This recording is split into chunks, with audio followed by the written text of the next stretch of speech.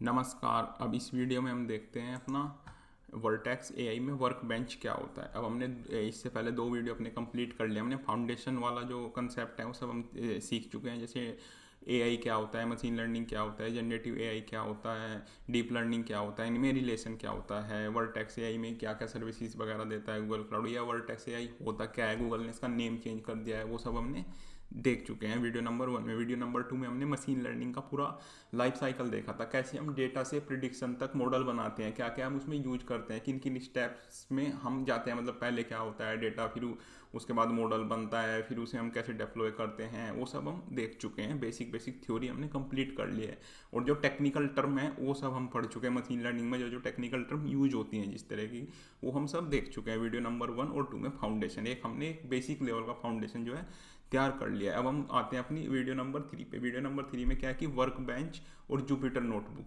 इन दोनों के बारे में देखेंगे। ये क्या चीज़ है, कैसे हम इनमें मशीन लर्निंग का कोड लिखते हैं। जैसे आप एंड्रॉयड का मान लो आपको ऐप बनानी है तो आप एंड्रॉयड स्टूडियो यूज़ करोगे, या फिर आपको कोई सॉफ्टवेयर चाहिए, कोई बनाना है, कोडिंग करनी है तो आप वीएस कोड वगैरह यूज़ करते हो। तो ऐसे ही अगर आपको मशीन लर्निंग मॉडल बनाना है तो उस तरह का कोड आप कहाँ पे लिखते हैं, कैसे उस तरह का कोड लिखा जाता है, उसका लिखने का तरीका सेम होता है, अलग होता है, कैसे हम पूरा मॉडल बनाते हैं, वो सब हम इस वाली वीडियो में देखेंगे। तो उसके लिए सबसे पहले आपको कंसोल पे आना है। कंसोल पे आके आपको यहाँ पे देखने को मिलेगा एजेंट प्लेटफॉर्म। ये पहले यहाँ पे वर्टेक्स एआई आता था, तो गूगल क्लाउड ने इसका नेम चेंज कर दिया है। अब आपको देखने को मिलेगा इसमें एजेंट प्लेटफॉर्म, तो इस पर आपको करना है क्लिक। एजेंट प्लेटफॉर्म पे आना है आपको। उसके बाद आपको कुछ इस तरीके से इंटरफेस इसका देखने को मिलेगा। फिर आपको यहाँ पे लास्ट में मिलेगा नोटबुक्स। नोटबुक्स पे आएगा वर्क बेंच, इस पर आपको करना है क्लिक। वर्क बेंच, जैसे ही आप वर्क बेंच पे आओगे तो इस तरह का आपको इंटरफेस देखने को मिलेगा। इसमें आपको यहाँ पे तीन चीज़ें मिलेंगी, इंस्टेंसेस, यूज़र मैनेज नोटबुक और मैनेज नोटबुक। अभी हम फर्स्ट वाला यूज़ करेंगे। इसमें क्या होता है ना, वीएम जो अपनी जो बैकएंड है, जो इंफ्रास्ट्रक्चर है, वो पूरा गूगल मैनेज करेगा। जैसे हम क्रिएट करेंगे तो गूगल ऑलरेडी बैकग्राउंड में हमारा सब कुछ इंस्टॉल कर देगा, वीएम वगैरह सब क्रिएट कर देगा, हमें उसे मैनेज नहीं करना है। यूजर मैनेज में ये सब आपको खुद करना पड़ेगा। इसे हम आगे देखेंगे इन चीज़ों को। अभी हम नॉर्मल यूज़ कर रहे हैं जो गूगल हमें सब कुछ बना के देता है। तो सबसे पहले ये वर्क बेंच होता क्या है, पहले हम ये देख लेते हैं वर्क बेंच होता क्या है, फिर हम इसे क्रिएट करेंगे। तो उसके तो वर्टेक्स एआई वर्क बेंच, अब तो नेम चेंज हो गया है इसका। जो है वर्टेक्स एआई जो है गूगल ने ये डिप्रिशिएट कर दिया है नेम, इसका नेम अब आपको एजेंट प्लेटफॉर्म देखने को मिलेगा।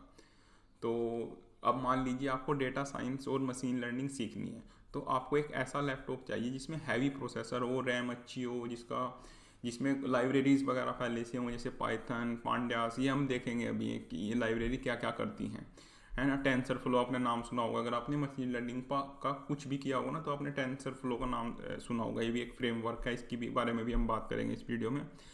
आपको पहले से इंस्टॉल हो ये चीज़ें पहले से ही। अगर आप ये सब अपने नॉर्मल जो आपके पीसी वगैरह या कंप्यूटर होता है, अगर आप उसमें करोगे तो वो क्रैश कर जाएगा, क्योंकि उसकी रैम भी लिमिटेड होगी, उसमें इतना स्पेस भी नहीं होगा। क्योंकि जब मशीन लर्निंग की बात करते हैं तो फिर बात होती है बिग डेटा की। क्योंकि जब आप मॉडल बनाओगे तो आप मशीन अब बड़ा मॉडल बनाओगे तो आपको उसे डेटा से ट्रेन करोगे। डेटा काफ़ी बड़ा होता है, इसमें हो सकता है डेटा 1000 GB का हो आपके पास, 2000 GB का हो या 100 GB का हो। तो इतना डेटा प्रोसेस करने के लिए आपको अच्छी खासी रैम की ज़रूरत होती है।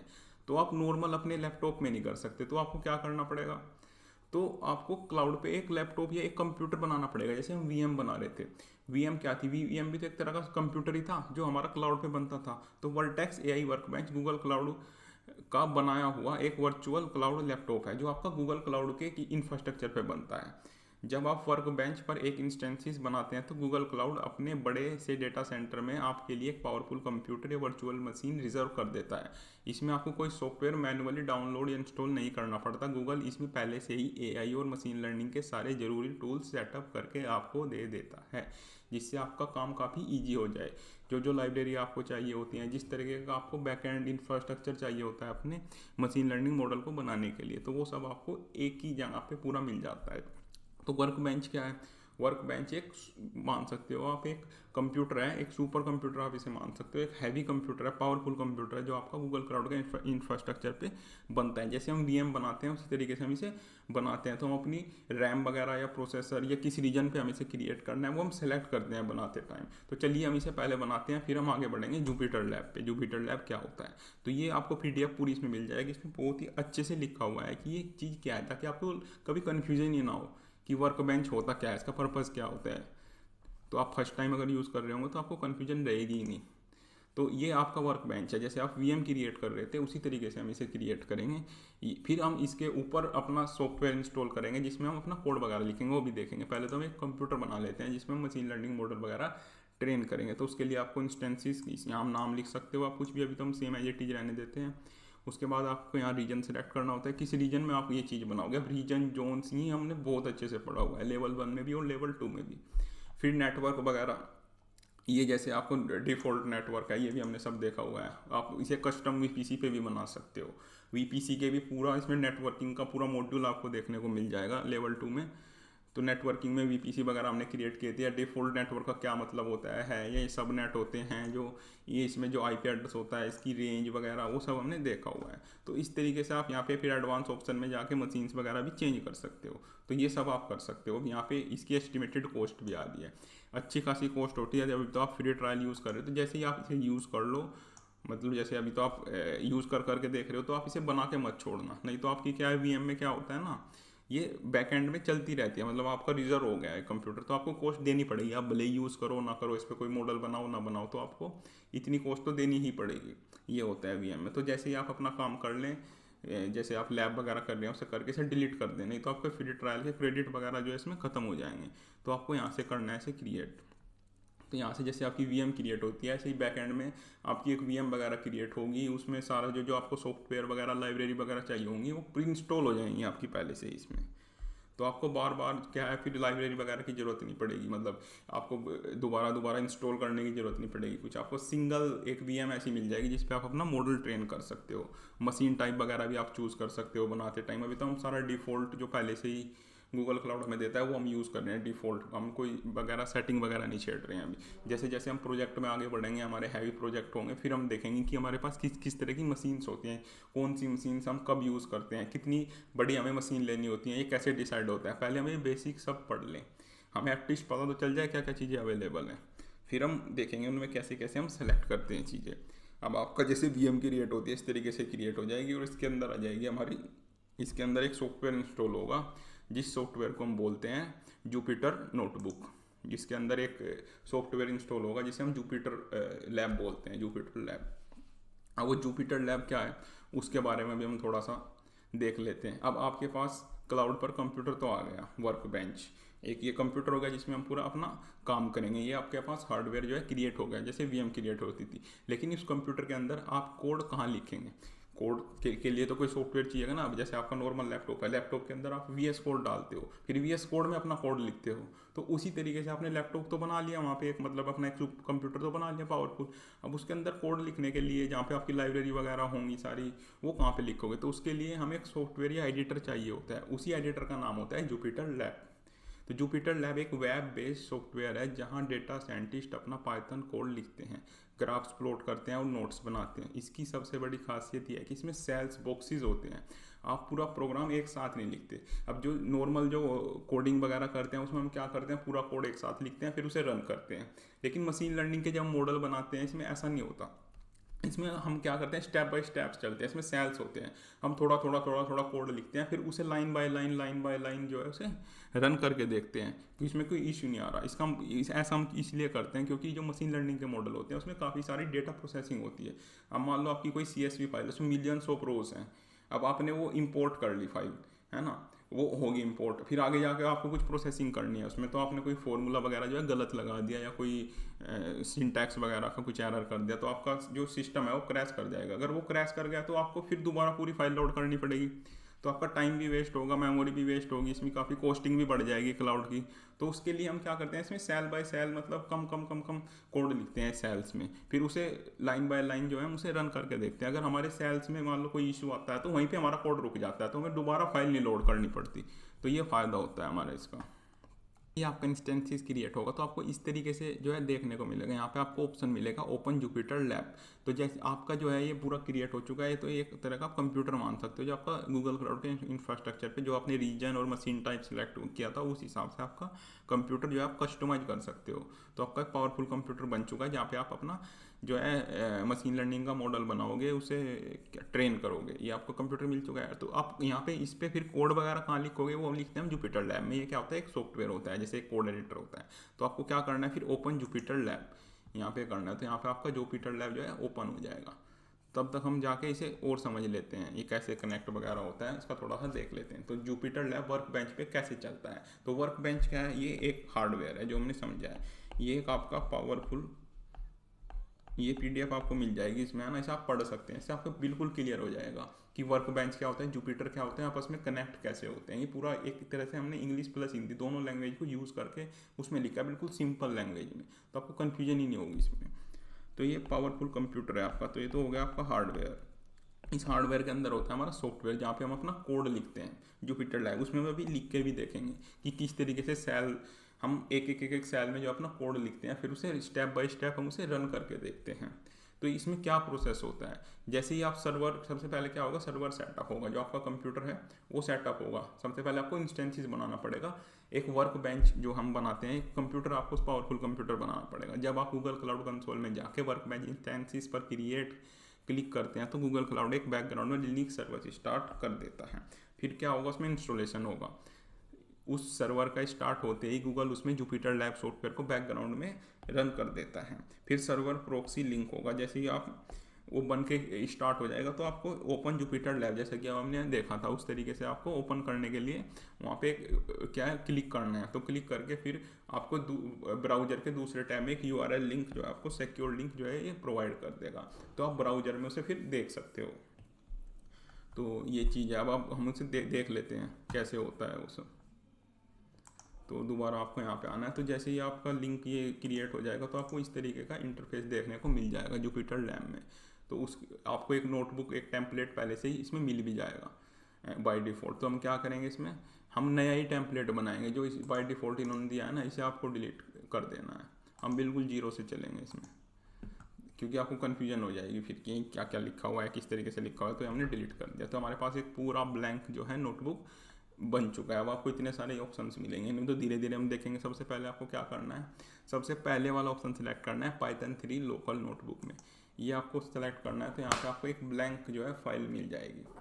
ब्लैंक ये इस तरह का कोड एडिटर टाइप आपके पास खुल जाएगा। इसे आप रीनेम भी कर सकते हैं, जैसे डेमो वगैरह ऐसे कुछ तरीके से लिख सकते हो। IPYNB इसका एक्सटेंशन होता है। इस तरीके से आपसे लिख सकते हो। ये वो सेल हैं जिसकी हम बात कर रहे थे। ए जैसे हम नीचे करेंगे, दूसरा सेल है, ये सेल है, इसमें हम कोड लिखते हैं। अब ये सेल्स भी हमारे पास 3 टाइप के होते हैं। जो आप सेल है ना, इसमें ये जैसे इसमें ब्रैकेट आ रहा है ना, ये कोड टाइप है या मार्कडाउन टाइप है या रो टाइप है। 3 तरह के सेल होते हैं। अब इनका क्या मतलब है 3 टाइप का, पहले इनका थोड़ा सा हम देख लेते हैं, फिर हम इसमें कोड लिख के देखेंगे। तो type of cell in Jupyter lab. अब एक तो आएगा इसमें कोड सेल, जो आपका रन करेगा, मतलब जो कोड आपका एग्जीक्यूट करेगा, उस पर तो आपको इस तरह के ब्रैकेट देखने को मिलेंगे। इसमें आपका पाइथन प्रोग्राम रन करना होता है। यहाँ इनका वर्क है, क्या काम करते हैं। तो जो कोड सेल होता है उसमें हम अपना जो है पाइथन का प्रोग्राम लिखते हैं। हम इसमें पाइथन ही क्यों यूज़ करते हैं, एक तो पाइथन सीखना काफ़ी इजी है। दूसरी चीज़ ये है कि जो हमारे पास इसमें लाइब्रेरीज पहले से अवेलेबल है वो सब पाइथन में है। अगर हम दूसरी लैंग्वेज यूज़ करेंगे तो हमें लाइब्रेरी नहीं यूज़ करनी लाइब्रेरी वगैरह कहाँ से लेके आएंगे। तो इसमें पहले से हमारे पास इतना सब कुछ बना हुआ है, इसका पूरा इकोसिस्टम बना हुआ है पाइथन का पहले से ही। लाइब्रेरी वगैरह जो हम देखते थे, तो हम इसमें पाइथन ही यूज़ करते हैं लैंग्वेज। नहीं तो हमें बहुत ज़्यादा काम करना पड़ेगा। अगर हम कोई दूसरी लैंग्वेज यूज़ करेंगे तो हमें खुद से लाइब्रेरी वगैरह बनानी पड़ेंगी, और वो टाइम के साथ ही इम्प्रूव हो चुकी हैं लाइब्रेरी। हम वो बना ही नहीं पाएंगे, पता लग गया लाइब्रेरी बनाने में सालों चले गए। जो चीज़ पहले से ही अवेलेबल है उस पर रिसर्च करने से क्या फ़ायदा, ये मान सकते हैं आप। दूसरे तरह का सेल होता है मार्कडाउन सेल, जिसमें हम अपने नोट्स और हेडिंग लिखते हैं। क्योंकि जो मशीन लर्निंग के मॉडल होते हैं वो काफ़ी बड़े होते हैं। अब मान लो आप किसी कंपनी में काम कर रहे हो, वहाँ पे कोई मॉडल है, आपने अपनी कंपनी छोड़ के कोई दूसरा आ गया आपकी जगह, तो जो आपका कोड लिखा हुआ है उसके बारे में नोट्स, हेडिंग्स, ग्राफ्स, वो सब हम इस पर लिखते हैं। ये क्या होता है, प्रोसेसर इसे एग्जीक्यूट नहीं करता। तीसरा सेल टाइप होता है हमारे पास रो सेल। रो सेल में हम क्या लिखते हैं, अब मान लो आपके पास ऐसा कोड है जो आपको चलाना नहीं है, लेकिन आपको रेफरेंस के लिए वो कोड चाहिए होता है, कोई पुराना कोड है या कुछ इस तरीके का कोड है, तो वो हम इसमें जो है रो सेल में लिखते हैं। जो आपका एग्जीक्यूट करेगा वो केवल कोड सेल करेगा, ये एग्जीक्यूट नहीं करेंगे आपके, ये बस केवल रेफरेंस के लिए होते हैं। जैसे आपने नोट्स डाल दिए उसमें कि आपने कोड में क्या किया है, उसका आपने नोट्स बना के डाल दिए। ये तीनों, ये अब हम यूज़ करके भी देखेंगे ना, सेल्स वगैरह। थोड़ा सा आपको इनके बारे में पता होना चाहिए। जैसे पांड्यास लाइब्रेरी होती है, ये पांड्यास एक पाइथन की बहुत ही popular data manipulation and analytics library है। जब आपके पास बहुत सारा डेटा होता है, जैसे एक्सेल फाइल्स है आपके पास में मिलियंस ऑफ रोज हैं, तो उस डेटा को लोड करने और प्रोसेस करने के लिए पांडास को यूज़ करते हैं। उसमें जैसे आपको उसका कुछ एवरेज प्राइस निकालना है, जैसे आपके सेल्स का डेटा है, वो हम करके भी देखेंगे, पांडास लाइब्रेरी को यूज़ करके देखेंगे। उसमें आपको एवरेज निकालना है, बस आपको एक कमांड देनी है, तो आपका एवरेज ऑर्डर वैल्यू या इस तरीके की जो आपको मैथमेटिकल कैलकुलेशंस कुछ करनी है उसमें, तो आप पांडास लाइब्रेरी का यूज़ कर सकते हो। ये उसे इंसर्ट लाइब्रेरी का क्या पूरा एनालिसिस कर देगी, उसके डेटा वगैरह क्लीन करने का काम कर देगी, आपने कोई एंट्री गलत की हुई है उसे रिप्लेस कर देगी, तो वो सब काम हमारा इसमें पांड्यास में कर सकते हैं। तो हमें उसका अलग से कोड वगैरह लिखने की जरूरत नहीं पड़ेगी। हम क्या करेंगे, पांडास लाइब्रेरी को इंपोर्ट करके वो सारे काम हम कर सकते हैं।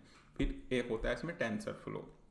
टेंसर फ्लो एक advance open source machine learning और डीप लर्निंग फ्रेमवर्क है, जिसे गूगल ने बनाया हुआ है। ये तब काम आता है जब हम बहुत कॉम्प्लेक्स एआई मॉडल बना रहे हों। जैसे आपको क्या करना है, मान लो कोई रिकॉग्निशन मॉडल बनाना है, ऑब्जेक्ट रिकॉग्निशन मॉडल बनाना है। जैसे आपको कैट, डॉग हो गया, बर्ड हो गया, इसमें रिकॉग्निशन मॉडल बनाना है कि जैसे ही हम कोई कैट या डॉग का फोटो अपलोड करें तो बता दे इसमें कैट है, डॉग है, कोई बर्ड है या कोई अदर एनिमल है। तो आपको क्या करना पड़ेगा, उसके लिए आपको उसे ट्रेन करना पड़ेगा। आपको काफ़ी सारी जो है कैट्स की इमेजेस देनी पड़ेंगी, डॉग्स की इमेजेस देनी पड़ेंगी, बर्ड्स की इमेजेस देनी पड़ेंगी।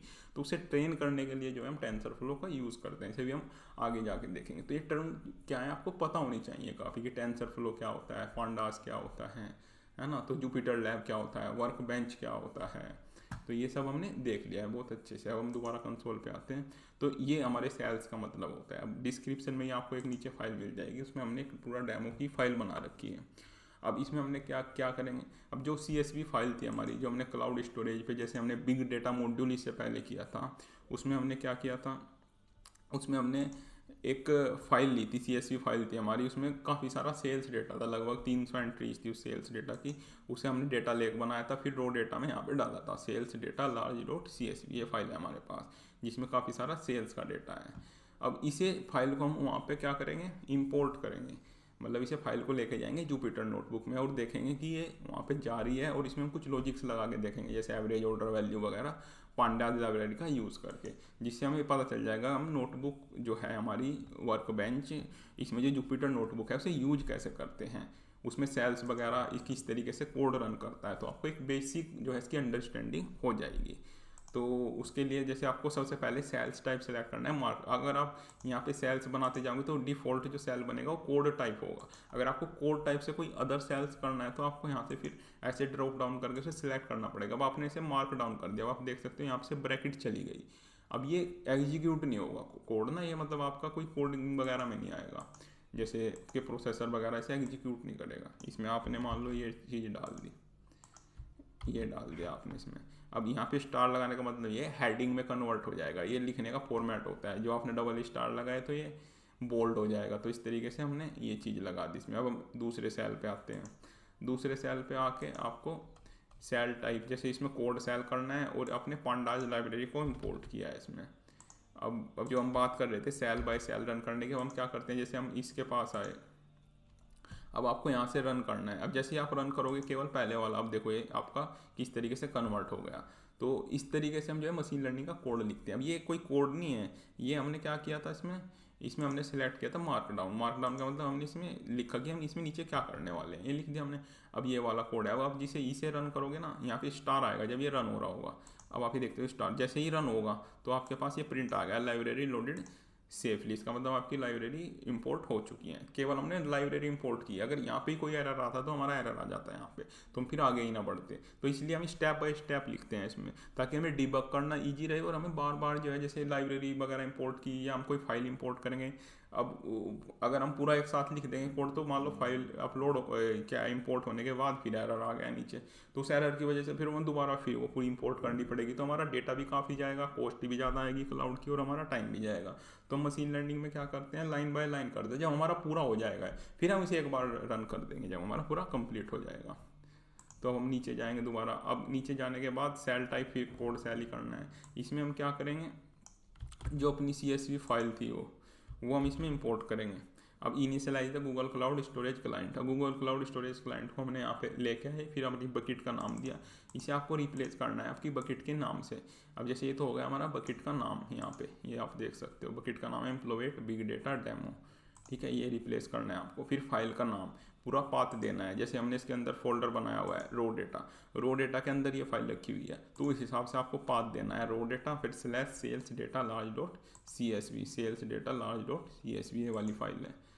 तो ये दे दिया आपने, बकेट नेम दे दिया, फाइल नेम दे दिया, फिर connect to the specific bucket and object. तो ये आपकी जो है पांडाज लाइब्रेरी का यूज़ करके हमने उसे कन्वर्ट मतलब उसे रीड करा लिया पूरी फाइल को, और जैसे ही हम उसे रीड कराएंगे और इसे प्रिंट करेंगे तो यहाँ पे आपका आ गया success loaded sales data set of dimension, ये चीज़ आ गई आपके 300 रोज बाय 8 कॉलम। अब ये आपकी प्रॉपर आया है नहीं आया डेटा, उसे देखने की भी कमांड होती है।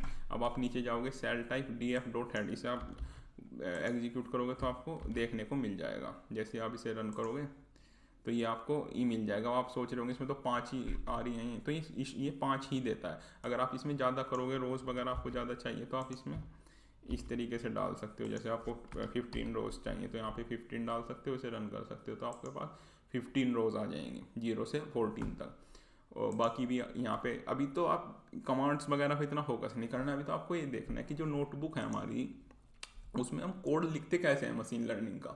एक तो ये होता क्या है, जो आप जैसे आप सबसे पहले आप देख रहे होंगे, जैसे जुपिटर नोटबुक होता क्या है ना, ये एक तरह का आप मान सकते हो जैसे ID, जैसे हम सॉफ्टवेयर लिखते हैं अपना, जैसे वो होता है हमारा वर्चुअल स्टूडियो, तो उस तरीके होता है जिसमें मशीन लर्निंग मॉडल लिखते हैं, मशीन लर्निंग मॉडल क्रिएट करते हैं। और उन्हें क्रिएट करने का ये तरीका होता है, हम सेल बाय सेल चलते हैं, हम पार्ट्स में जो है अपना कोड लिखते हैं पाइथन में। जैसे एक में लाइब्रेरी इंस्टॉल करा ली, दूसरे में फिर वो क्लाउड स्टोरेज लिया है ना। अब मान लो इसमें कुछ बग आता या कुछ एरर आता हमारा, तो ये वाला कोड यहाँ तक ना चलता, मतलब जो हमने पहले वाला रन कर दिया था वो रैम में रहता हमारा, तो हमें ये वाली चीज़ मतलब दोबारा ना लोड करनी पड़ती। तो इसलिए हम स्टेप बाय स्टेप चलते हैं और उसमें डिबग करना भी ईजी होता है। तो इस तरीके से हम मशीन लर्निंग का जो है मॉडल बनाते हैं, कोड लिखते हैं। अब जैसे आप इसमें और भी करके देख सकते हो, इसकी इन्फॉर्मेशन देख सकते हो, इसमें डेटा टाइप वगैरह किस तरीके का है, इसमें कितनी रोज कॉलम है, तो यहाँ से आपको रन करना है। तो इस तरीके आप देख सकते हो, तो इतनी एंट्रीज हैं 0 to 99, इस तरीके से आप करके देख सकते हो। जैसे ये एक कमांड है, इसमें पहले से इनबिल्ट कमांड है पांडाज लाइब्रेरी में, इसमें आपको सारा देखने को मिल जाएगा, मीन, स्टैंडर्ड डेविएशन, मिनिमम, ये 25 ऑर्डर ऐसे हैं आपके जिनका रेट इससे कम है या इससे कम सेल हुए, तो इस तरीके से आपको ये सब मिल जाएगा देखना हो। तो पांडाज लाइब्रेरी यूज़ करने से हमें काफ़ी ईजी हो जाता है, हम डेटा वगैरह जैसे क्लीन करना, उसे उस पर एनालिसिस करना, तो काफ़ी ईजी हो जाएगा। तो इसलिए हम जो है पाइथन यूज़ करते हैं। नोटबुक वगैरह जो ये क्या जुपिटर नोटबुक, इसमें पाइथन यूज़ होते हैं क्योंकि हमारे पास काफ़ी सारी लाइब्रेरी होती हैं पहले से। तो ये अब आपने देख लिया सारा इसमें कि क्या तो हमारे पास वर्क बेंच होता है, क्या जुपिटर लैब होता है, किस तरीके से हम जो है मशीन लर्निंग के मॉडल बनाते हैं, हम बेसिक कोड लिखते कैसे हैं, क्यों हम सेल बाय सेल चलते हैं। 3 तरह के हमारे पास सेल होते हैं, कोड, मार्कडाउन और रो। जो कोड होगा उसमें आपको इस तरीके से ब्रैकेट मिलेंगे, जैसे आपको जैसे 1 2 3 इस तरीके से ये मिलेंगे। अब इसमें 1 आ गया, फिर इसमें दूसरा आ गया, 2 आ गया, ये जो है स्क्वायर ब्रैकेट आपको ये मिल जाएंगे। इसमें जो आपका नॉर्मल जहाँ पे आप टेक्स्ट वगैरह या रो लिखोगे उसमें आपको कुछ नहीं मिलेगा देखने को साइड में, उसमें बस आपका इस तरीके से हो जाएगा। फिर आप इस कोड जो आपका पूरा कोड है इसे डाउनलोड वगैरह कर सकते हो, या फिर आप इसे मतलब किसी को भेजना है आप इसे डाउनलोड भी कर सकते हो। तो इस तरीके से पूरी फाइल जाएगी आपकी। तो आपके पूरे कोड का आप करना क्या चाह रहे हो इसमें पूरा डिस्क्रिप्शन आपको देखने को मिल जाएगा। तो इसमें ऐसा नहीं है कि आपने जैसे VS कोड में गए आपने पूरा एक कोड लिख दिया, कोई इसमें डिस्क्रिप्शन नहीं, कुछ नहीं, ऐसे ही रन कर दिया, तो ऐसा नहीं होगा मशीन लर्निंग में मॉडल में, क्योंकि हम काफ़ी बड़े बड़े डेटा पे काम करते हैं। तो हम इसमें बहुत प्रॉपर तरीके से चलते हैं, क्योंकि एक गलती भी अगर हमने कर दिया, एक बार भी हमने एक्स्ट्रा रन कर दिया, तो हमारी कॉस्ट बढ़ जाएगी। अब आपने 1000 GB डेटा से ट्रेन करना है कोई चीज़, तो आपको अच्छी खासी क्लाउड की वो चाहिए होगी प्रोसेसिंग पावर, अब आपने कुछ गलती कर दी उसमें तो आपका पूरा मॉडल ख़राब हो जाएगा और आपको उसे दोबारा ट्रेन करने में अच्छी खासी जो है कॉस्ट देनी पड़ेगी, 1000 में, लैक्स में भी देनी पड़ सकती है। जब आप मशीन लर्निंग का मॉडल बनाते हो तो हो सकता है लैक्स में भी चले जाती हैं चीज़ें, लैक्स में, करोड्स में भी चली जाती हैं चीज़ें उन्हें ट्रेन करने में, इतनी कॉस्टिंग आ जाती है क्लाउड की अगर आपको बहुत अच्छे मॉडल या बड़े मॉडल बनाने हैं। तो इसलिए हम क्या, इसमें पूरा स्टेप बाय स्टेप पूरा विद डॉक्यूमेंटेशन चलते हैं इसमें, ताकि हमें एक बार में हमारी चीज़ें काफ़ी अच्छी बन के आएँ। तो ये होता है हमारा नोटबुक, जो क्या है जुपिटर नोटबुक। इस तरीके से हम इसमें कोड लिखते हैं। अब ये हमने देख लिया, इसमें पूरा इसका बेसिक्स देख लिया। अब नेक्स्ट वीडियो में हम देखेंगे इसमें ऑटो एमएल, जिसके बारे में हमने लेवल 1 में भी बात की थी। ऑटो एमएल क्या होता है, उसमें हम बिना कोडिंग के ही अपना फर्स्ट मॉडल थोड़ा सा बना के देखेंगे कि ये होता क्या है, फिर उसकी एक्यूरेसी वगैरह चेक करेंगे, फिर हम दोबारा इसमें ही आएंगे अपने जुपिटर नोटबुक में, इसमें बिग क्वेरी वगैरह से कैसे काम करते हैं, कैसे हम कस्टम मशीन लर्निंग मॉडल बनाते हैं। तो इस तरीके से हम काम करेंगे। तो आपको एक बेसिक आइडिया हो गया वर्क बेंच का और जुपिटर नोटबुक का।